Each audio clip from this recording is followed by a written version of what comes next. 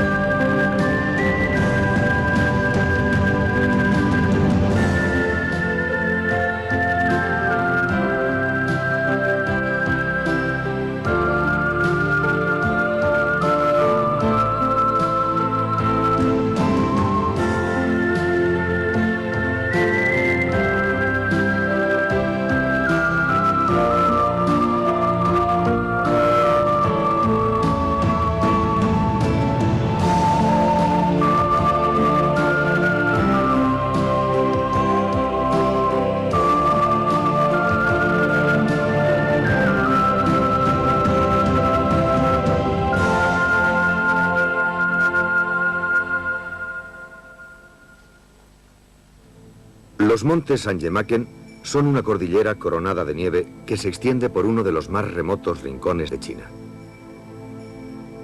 Nacido a 500 kilómetros al oeste de la cordillera Sangemaken, el río Amarillo comienza su largo viaje de 5.464 kilómetros, trazando sus meandros a través de terrenos pantanosos, ganando en caudal y fuerza a medida que en él confluyen otros ríos y precipitándose con violencia por un estrecho desfiladero, cruza un árido desierto y pasa por una gran llanura para desembocar en la bahía de Poai después de su viaje a través de China.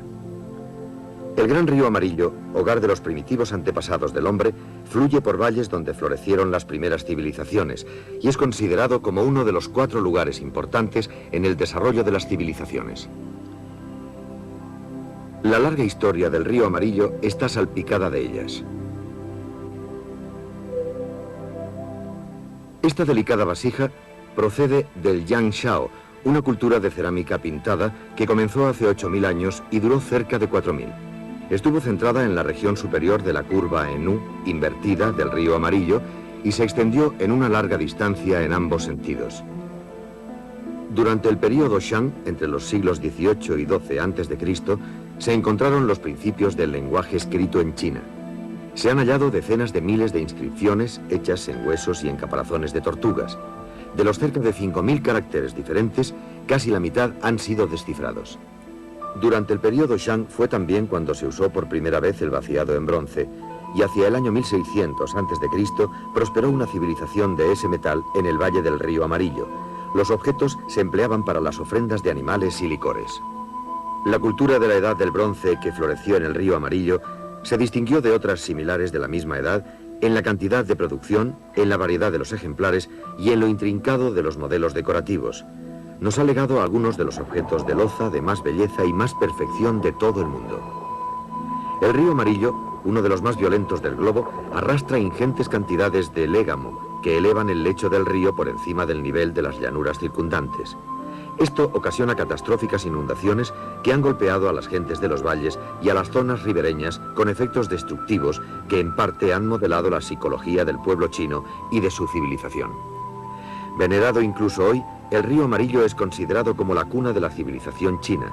Se le compara con un gigantesco dragón que serpentea a lo largo de China, enroscándose y desenroscándose, golpeando sin previo aviso a las gentes de sus orillas. Ciertamente puede decirse que es el símbolo de esta inmensa nación. Nace en un manantial de la provincia Qinghai y cae por un declive de unos 5.000 metros hasta que llega al mar. A medida que se aleja de sus orígenes, en las tierras altas, discurre por cañones y gargantas, mientras recibe las aguas de sus afluentes. Después de su paso por terrenos montañosos, el río Amarillo emerge en las amplias llanuras para fluir a un paso más placentero en dirección a su desembocadura. A pesar de más de 5.000 años de historia, la cabecera de este río no está aún localizada. Por esta razón, se creó una expedición chino-japonesa que comenzó su andadura hacia las regiones occidentales del país. Las cordilleras de los montes Anjemaken se extienden en dirección noroeste-sudoeste más de 400 kilómetros. Estas cordilleras han sido veneradas por los habitantes de la región a lo largo de toda la historia y consideradas sagradas. Desde sus orígenes, en el oeste lejano, el río Amarillo discurre por el flanco sudoeste de este glaciar y de los montes cubiertos de nieve por su extremo meridional, para luego seguir hacia el norte más de 500 kilómetros. Por el horizonte se extiende una inmensa llanura desde el pie de estos picos majestuosos hasta Qinghai y el Tíbet.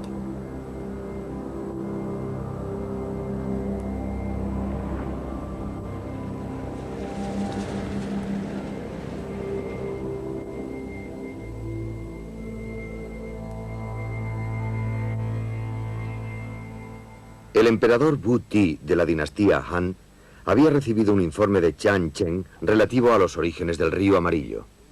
El emperador Li Xin-min de la dinastía Tang fue el primero que envió un equipo de exploración en gran escala.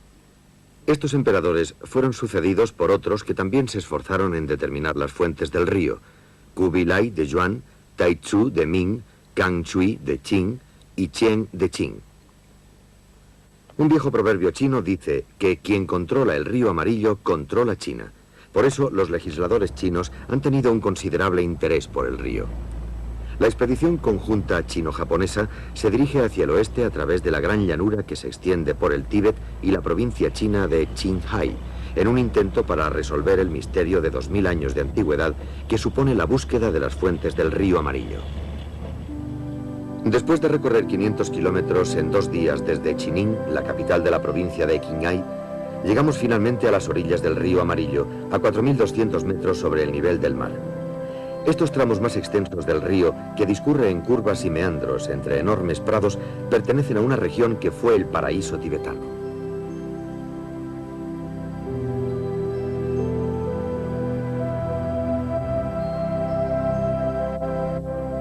Madoi, una ciudad tibetana de la zona alta del río Amarillo, tiene una población de unos 1000 habitantes y se halla en el centro de la región en que viven los nómadas tibetanos.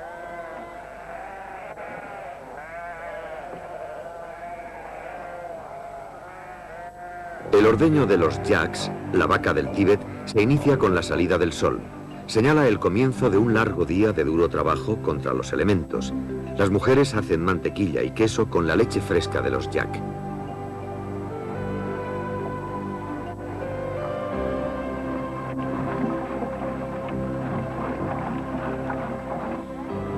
La temperatura media en esta región es de 4 grados bajo cero. El río Amarillo se hiela durante la mitad del año. Aunque nos encontramos a mediados de junio, el viento es de un frío punzante. Los tibetanos viven en tiendas llamadas pao, hechas con fieltro tejido con pelo de yak.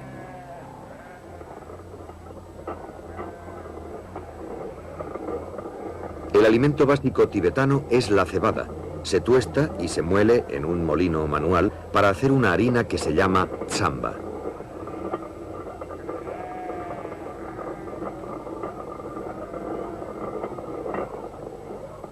A las 7 de la mañana, los hombres inician el día tomando el desayuno. La tsamba se mezcla con té o con agua caliente y se amasa a mano. Se toma como suplemento leche de yak o queso. Los tibetanos comen vegetales muy raramente, pero en cambio beben grandes cantidades de té.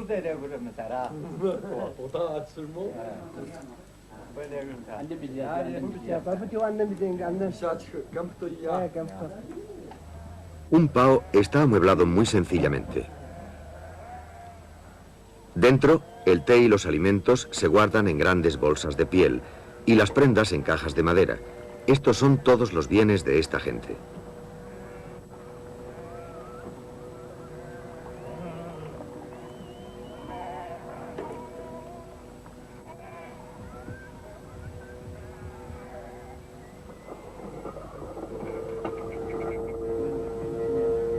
Cuando ha terminado el desayuno, las mujeres comienzan a hacer la mantequilla.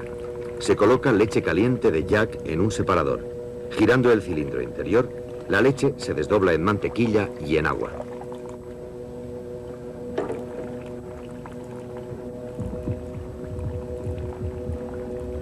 La mantequilla se concentra en la parte de arriba. Hirviendo el residuo, se desnata el queso.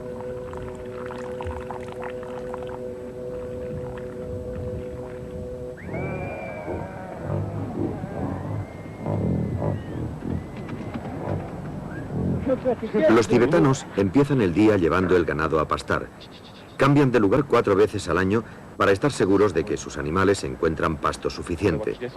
Las espadas son esenciales en la vida de los pueblos nómadas.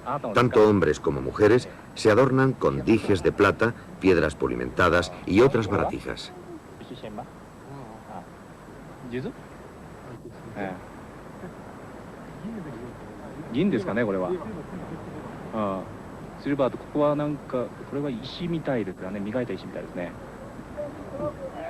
Los hombres sacan los rebaños de ovejas para pastar alrededor de las 8 de la mañana.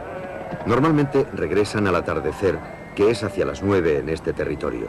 Es una característica tradicional de este pueblo nómada.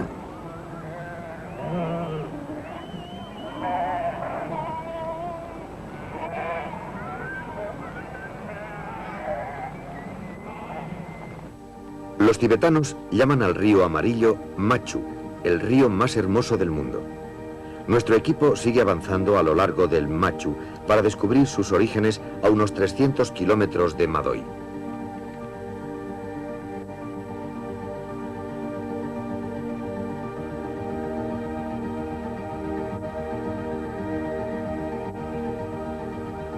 Las mañanas y las tardes son muy frías a pesar de que es junio. La primavera en las tierras altas del Tíbet es muy corta. Las astutas y divertidas liebres están en el periodo de apareamiento.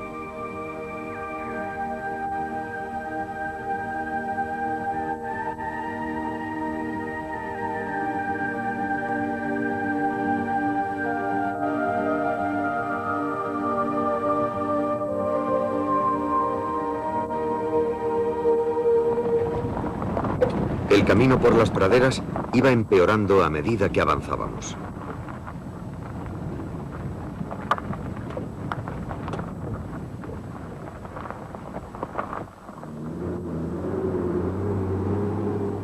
A unos 60 kilómetros de Madoi llegamos a 2 grandes lagos, el Ngoring y el Gyaring. El primero tiene 30 kilómetros de largo y la misma longitud en su parte más ancha, mientras que el Gyaring tiene 30 kilómetros por 25. Por su delicada belleza, los 2 lagos se consideran como 2 perlas de la parte alta del río Amarillo. Son lagos de agua dulce y los de mayor altura de todo el mundo, pues están a 4.300 metros sobre el nivel del mar. Ngoring significa en tibetano largo lago azul. Con sus orígenes en el remoto oeste de China, el río Amarillo fluye hacia el este a través de estos 2 lagos. Cuando sale del lago Gyaring, el río tiene color azulado, completamente diferente de su aspecto habitual, cenagoso, amarillento y de curso rápido.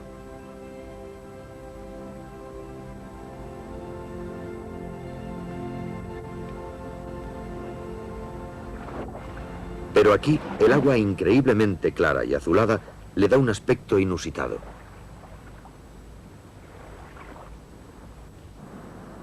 Había una tienda de campaña de pescadores en la playa.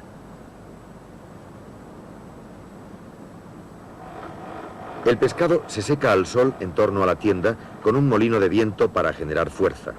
Los tibetanos creen que el pescado es sagrado y no lo comen.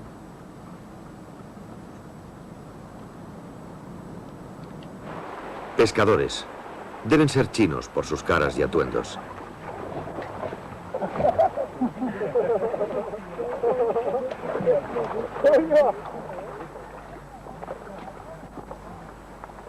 Probablemente vinieron de Chinín, atraídos por la riqueza pesquera del lago.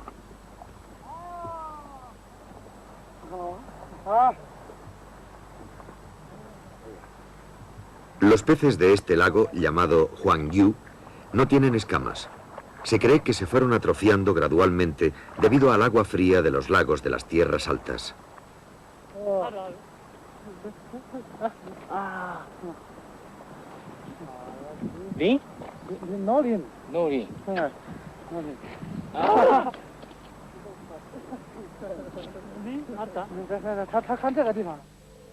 Había unas cuantas lápidas en una pequeña colina cercana al lago.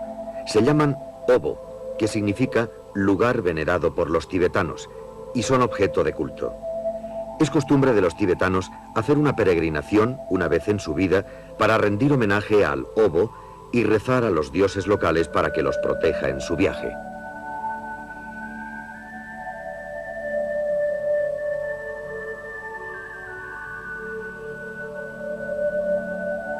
El budismo llegó al Tíbet en el siglo VII, cuando una princesa de la dinastía Tang, llamada Wen Chen Gongza, se casó con un rey del Tíbet. Se dice que la princesa fue bien acogida por los tibetanos del lago Ngorin. Un emisario de la corte Tang, que acompañaba a la princesa, informó al rey que el lago Ngorin era el origen del río Amarillo y dijo que él había visto cómo sus aguas fluían desde el lago. En realidad, sus orígenes están más al oeste.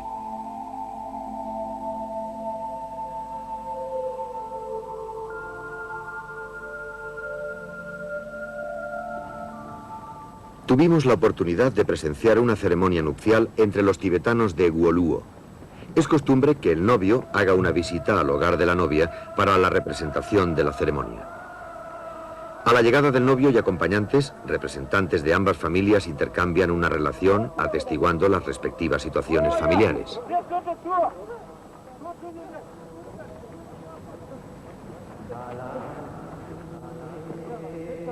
La ceremonia es altamente emotiva y a veces contiene luchas en las que salen las espadas. La palabra Uoluo, de estos tibetanos, significa conquistador y son los apasionados descendientes de las tribus de guerreros.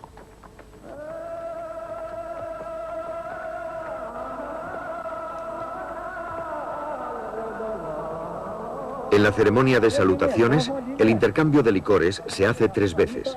Habiéndose aceptado la boda, el novio es llevado hasta su asiento.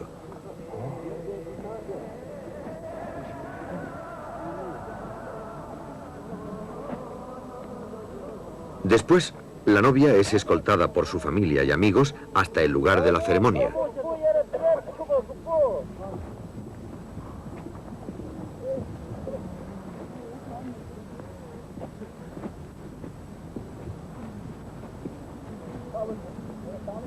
La ceremonia comienza con el sacerdote lama entonando sutras. Reza al dios de la tierra por la felicidad de la pareja.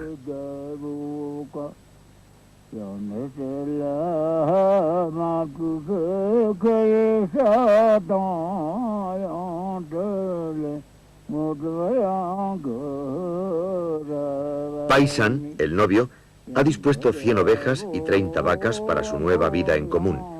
Tiene 23 años y, al igual que muchos tibetanos, se casa a una edad temprana. La novia solo tiene 18 años.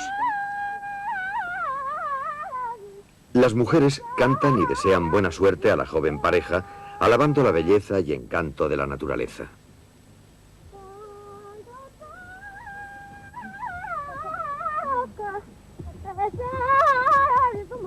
El novio esparce el licor hacia arriba 3 veces.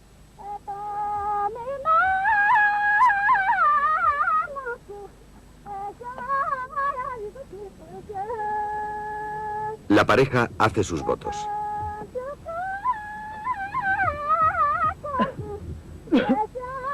La novia también esparce el licor 3 veces.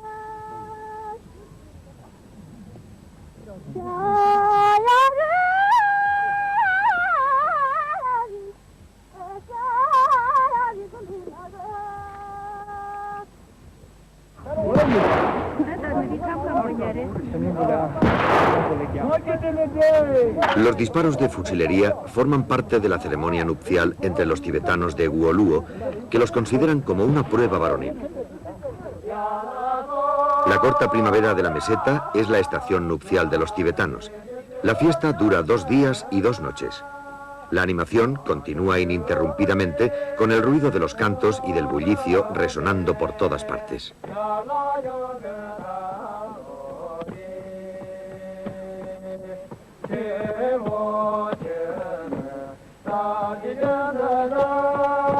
La cordillera Bayanar, que se eleva a una altura de 5.267 metros, puede verse a gran distancia. Estamos todavía muy lejos de las fuentes del río, que se supone que están al pie de esta cadena montañosa.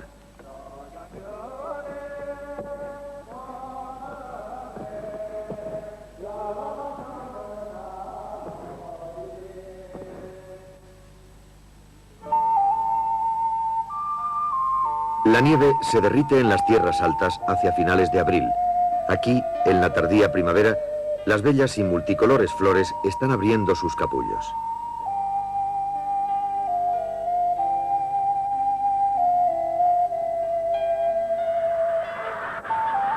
Las islas que salpican estos 2 lagos son un paraíso para los animales que las pueblan.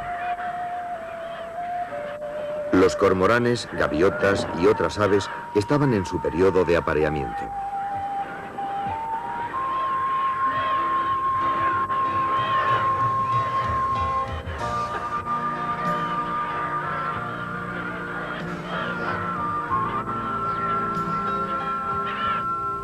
Presenciamos una manada de ciervos que corrían por esta ladera. Estos ciervos son llamados de boca blanca por los chinos. No se encuentran más que en estas mesetas del Tíbet. Un rebaño de ciervos, incluidos los más jóvenes, se baña nadando con suma habilidad en dirección a una isla cercana.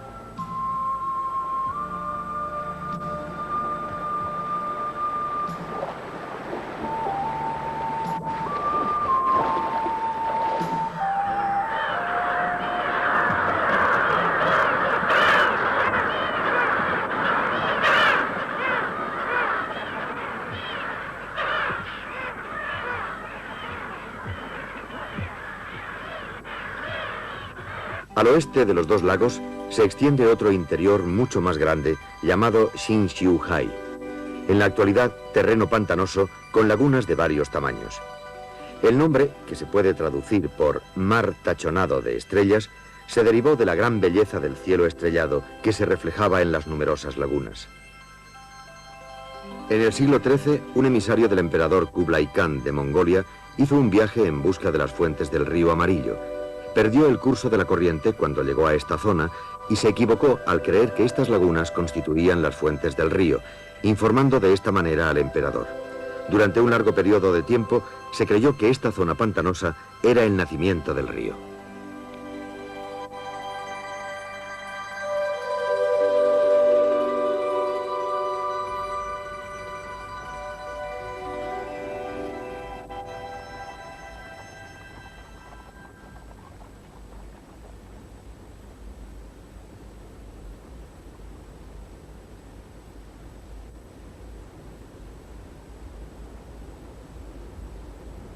La cigüeña de cuello negro es una aristócrata entre los animales de la meseta. Lo mismo que el ciervo de boca blanca, es una especie única aquí.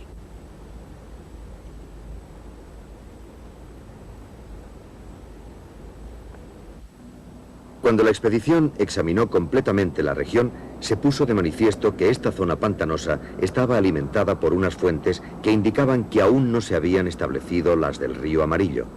El equipo continuó avanzando al oeste de la corriente, que se iba haciendo cada vez más estrecha.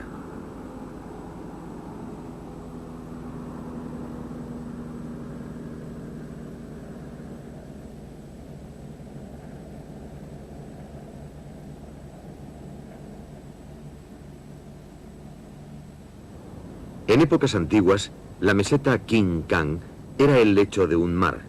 Se elevó al mismo tiempo que lo hizo la cordillera montañosa del Himalaya, cuando el continente indio chocó contra el de Asia. En esta meseta, en la falda misma del Himalaya, hay muy pocas colinas escarpadas y las praderas llenan los huecos que hay entre ellas.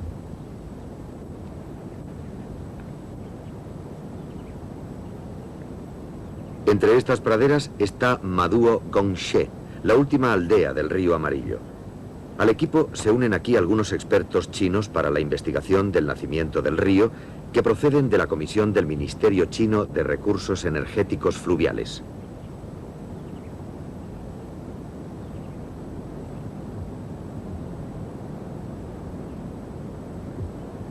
Los aldeanos llegan montados en yaks para saludarnos.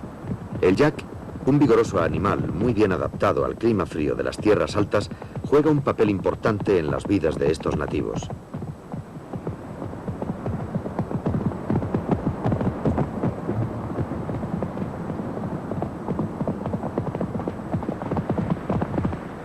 Tibetanos procedentes de otros lugares llegan para vernos porque han sabido que unos extranjeros visitan la zona.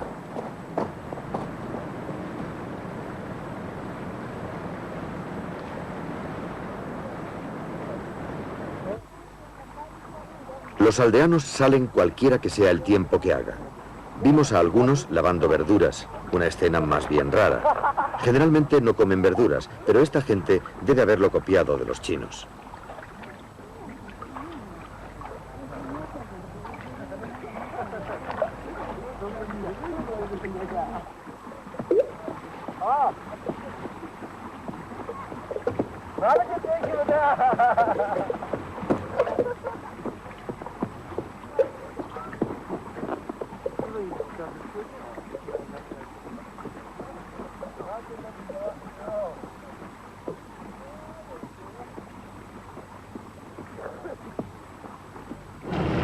La expedición salió a primeros de julio en busca del nacimiento del río Amarillo, que en esta zona aparecía como una serie de pequeñas corrientes.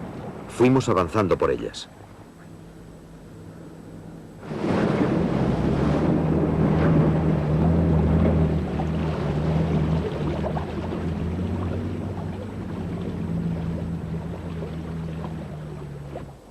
Frente a nosotros, el monte Yagradatse, de 5.242 metros de altitud, uno de los más altos del Bayanar.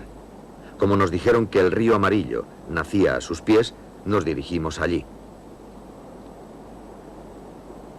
Cuando llueve, estas altas tierras se cubren con una maraña de corrientes. El cauce cenagoso obstaculizaba nuestras acciones.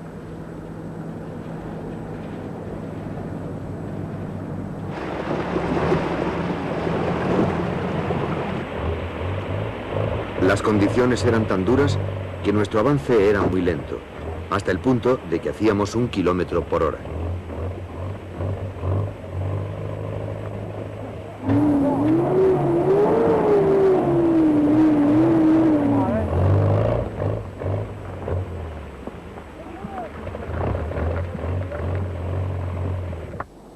La cuenca Yogutson-Li se extiende por las tierras altas a 4.500 metros sobre el nivel del mar. Al otro lado de esta depresión está el nacimiento del río Amarillo.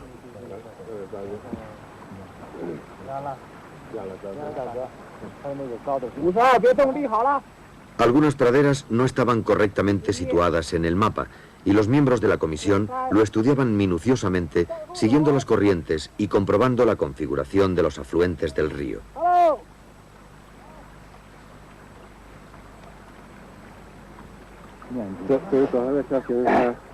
Se examinaron la profundidad y el caudal del agua a fin de estar seguros de que la corriente que se iba siguiendo era la principal y por ello la cabecera del río.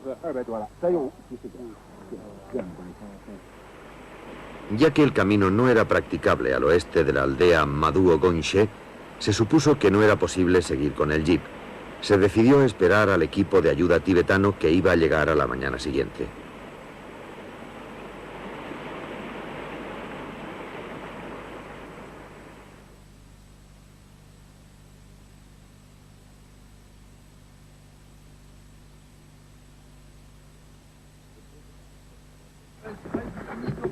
Después de cargar los caballos y los yaks, salimos a las 8 de la mañana del 2 de julio.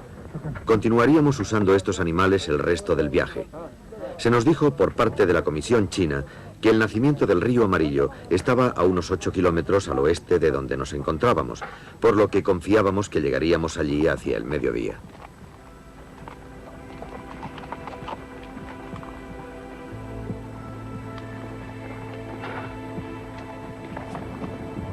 La Comisión China ha realizado 3 investigaciones acerca del nacimiento del río desde el establecimiento de la Nueva China en 1949.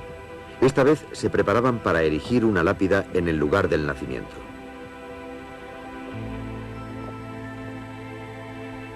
Fue durante la dinastía Qing cuando se inició la primera de estas investigaciones al oeste de Qingyuhai. En 1782, el emperador Qianlong envió un emisario con este fin y para erigir un santuario en este lugar. Se esperaba con ello apaciguar al dios del río, que estaba retardando unos trabajos de acondicionamiento después de una inundación.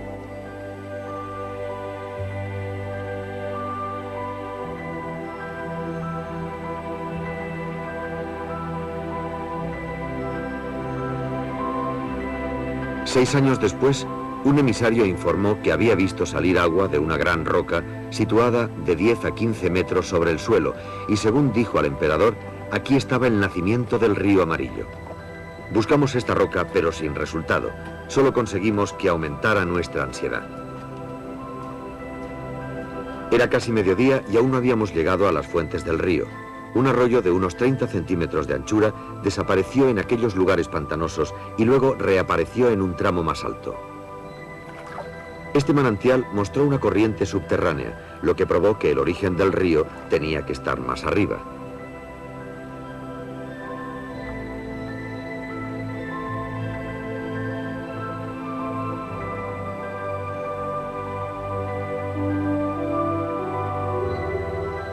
El gran río Amarillo convertido en una corriente cada vez más pequeña. Los miembros de la Comisión China estaban finalmente resueltos a localizar sus orígenes y desmentir las teorías que habían establecido las distintas dinastías en los 2000 últimos años.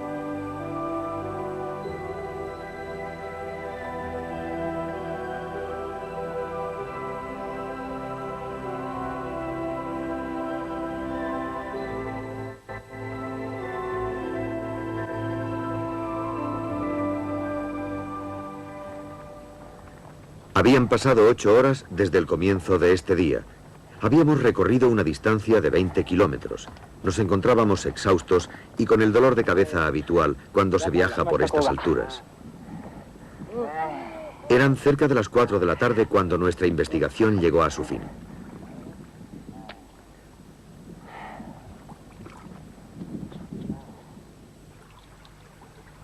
Siguiendo el último arroyuelo, que era todo lo que quedaba del poderoso río Amarillo, vimos un surtidor de agua clara que salía del suelo. No había otra corriente.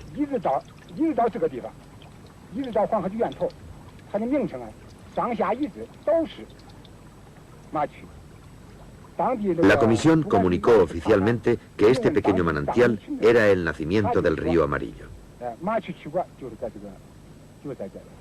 El área circundante era ondulada, pero no escarpada. La enorme roca de la que había informado el enviado de la corte Qing no pudimos verla. ¿Dónde estaba? No hay modo de saberlo.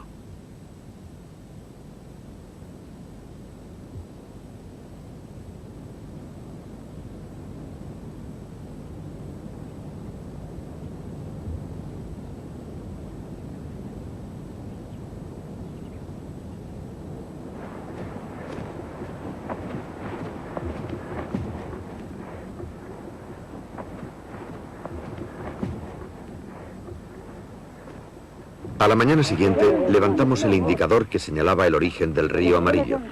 Junto a los caracteres chinos se puso una inscripción en tibetano que decía: manantial del río más bello del mundo.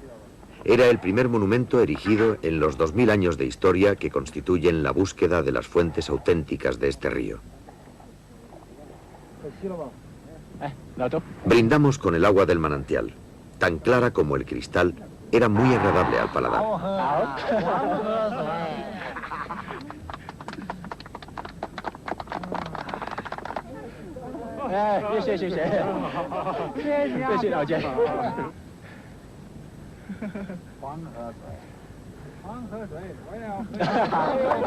El 2 de julio permanecimos junto a lo que ya era de un modo oficial el nacimiento del río Amarillo. Habíamos necesitado 2 semanas para alcanzar aquel punto desde la partida de Xining. La importancia de la cooperación prestada por el gobierno chino para la búsqueda de este lugar puso de manifiesto lo importante que el gran río sigue siendo para este pueblo.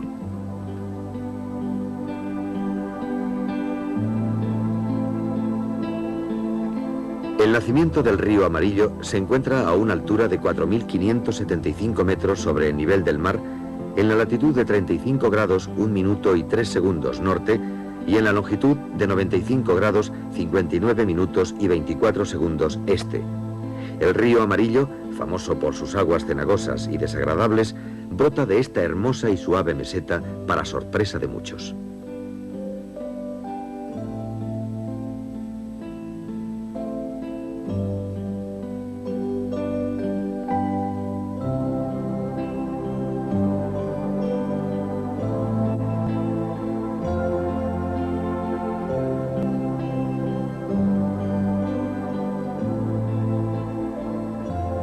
Un poeta famoso, Li Po, de la dinastía Tang, dijo en una ocasión: "El agua del río Amarillo viene del cielo", y ciertamente se demostró que sus fuentes se hallan en un bello y paradisíaco lugar.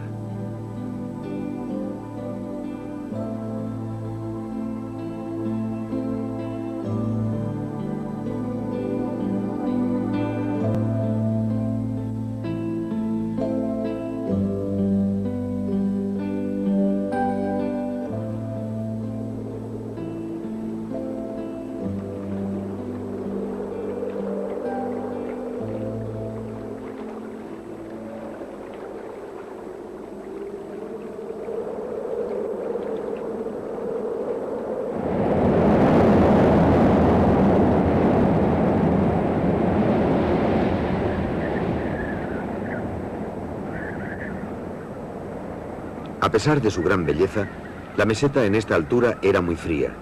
El sol puede ocultarse repentinamente en las nubes y el tiempo se convierte con rapidez en una gran ventisca a pesar de estar en julio.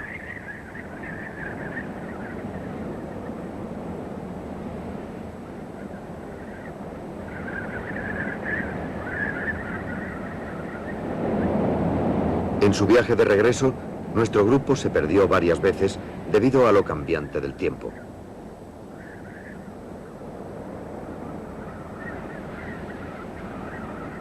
Una gota de agua del manantial de las tierras altas se convierte en una parte de una gran corriente que recoge grandes cantidades de arena y que al cabo de un mes llega hasta Po Ai después de un recorrido de 464 kilómetros. Fluyendo suavemente de un pequeño manantial al pie de una colina, el río Amarillo comienza su largo viaje hacia el mar.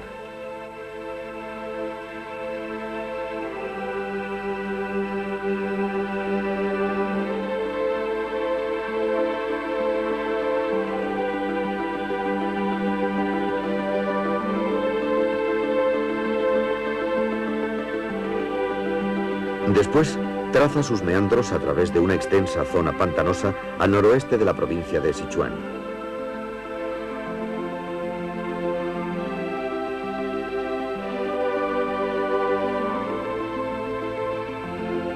Desde estos pantanos, el río se dirige hacia el noroeste por la provincia de Sichuan y entra en una región de colinas de la parte oriental de la provincia de Qinghai, donde ha erosionado un estrecho desfiladero de unos 10 metros de anchura.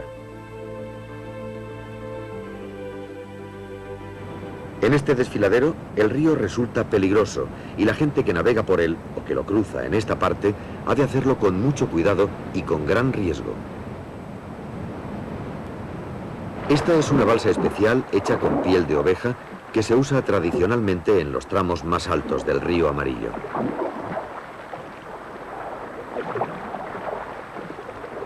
Una vez que el río ha entrado en la provincia de Gansu, gira repentinamente hacia el norte y penetra en el distrito autónomo de Ningxiahui. Esta zona, que se llama Tenger, es un vasto desierto que comprende 100.000 kilómetros cuadrados. Después del establecimiento de la Nueva China, se han desarrollado muchos proyectos relativos a este árido desierto y que incluían la repoblación forestal y el emplazamiento de estructuras que evitaran el desplazamiento de arena. Uno de sus mejores resultados ha sido la construcción en el desierto de un ferrocarril que supuso la realización de un sueño largamente acariciado por el pueblo.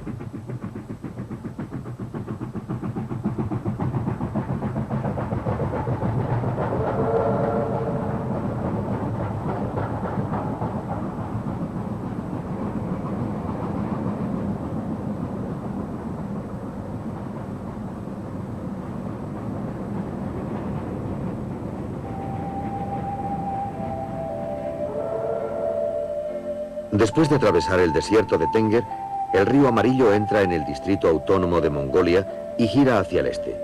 Esta región, que lleva el nombre de Ordos, está rodeada por el río en 3 de sus flancos. Por toda esta área y a ambas orillas del río se extienden los restos de la Gran Muralla de este a oeste, testigos de una larga historia de luchas tribales y de los esfuerzos de las dinastías para rechazar las invasiones de los bárbaros.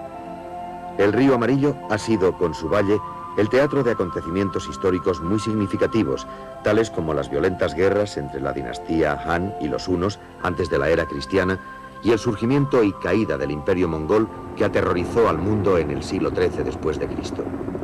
Después de su curso hacia el este, el río tuerce violentamente hacia el sur y atraviesa Jinshan, entre Shanxi y sus provincias.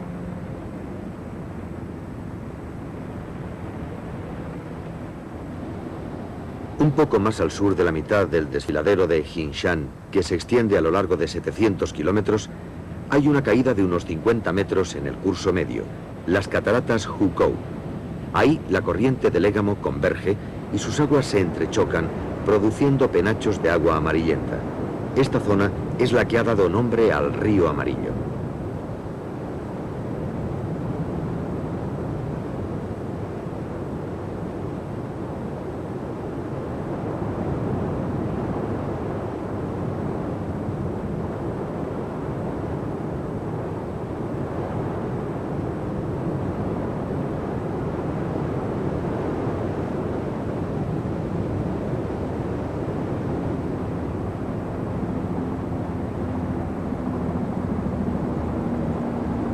Se dice que el río lleva 1,6 billones de toneladas de légamo al año, suficiente para rodear 27 veces el Ecuador con una colina de tierra. En este aspecto, el río Amarillo no tiene igual en el mundo.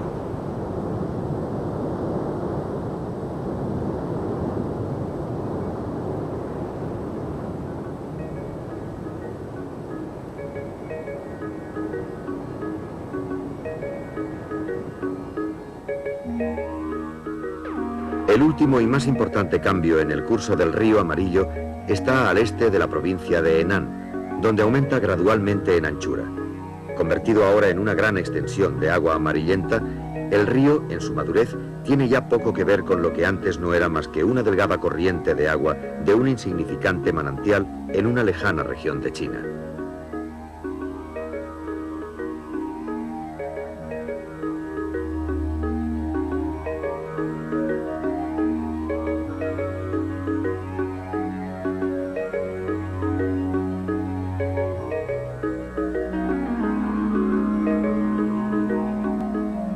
Esta meseta de arena amarillenta que se extiende a lo largo del valle del río Amarillo en las provincias Shanxi y Henan cubre un área de unos 750.000 kilómetros cuadrados.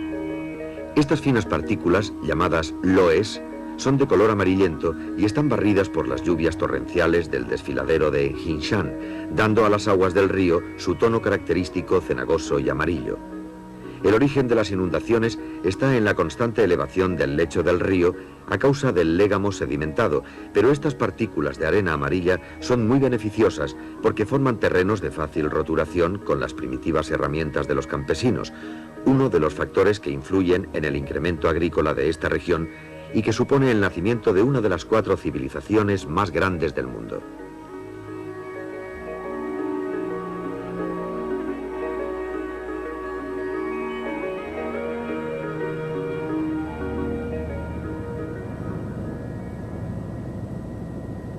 En esta área de loes, La gente vive en unas moradas especiales llamadas yaodong, excavadas en la tierra arenosa amarilla. Estas viviendas, frescas en verano y calientes en invierno, son ideales en un clima que se caracteriza por sus temperaturas extremas.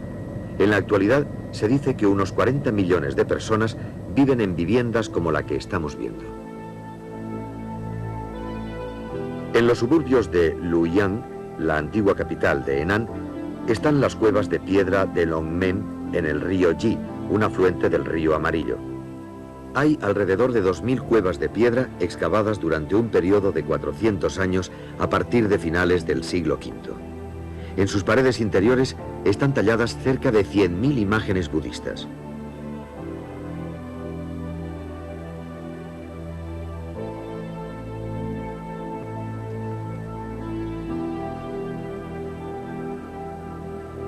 Las cuevas Longmen y otras en Dongguan son famosas en todo el mundo. El río Amarillo supuso una vía de paso para el intercambio de culturas maravillosas cuando el budismo llegó a China desde la India por la ruta de la seda y más tarde al Japón.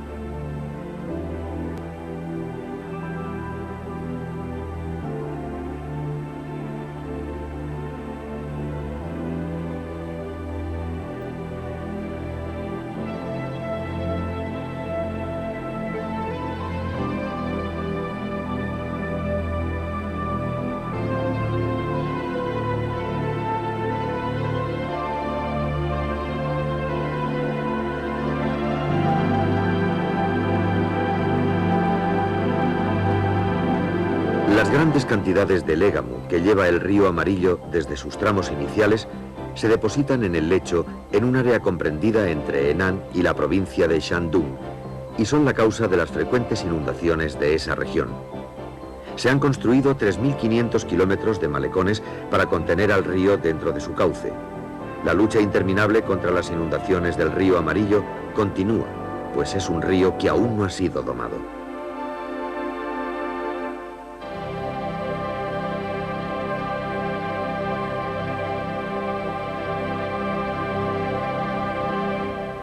El gran río Amarillo ha traído a su entorno natural varias y consecutivas civilizaciones que se han desarrollado a lo largo de sus orillas en los últimos 7000 años. Como una parte importante de la historia de China, el río sigue siendo en la actualidad el gran símbolo de la nación china y de sus gentes. Esta serie documental es un intento para hacer la crónica completa de un río muy importante desde sus orígenes hasta su desembocadura y que veremos en los próximos capítulos.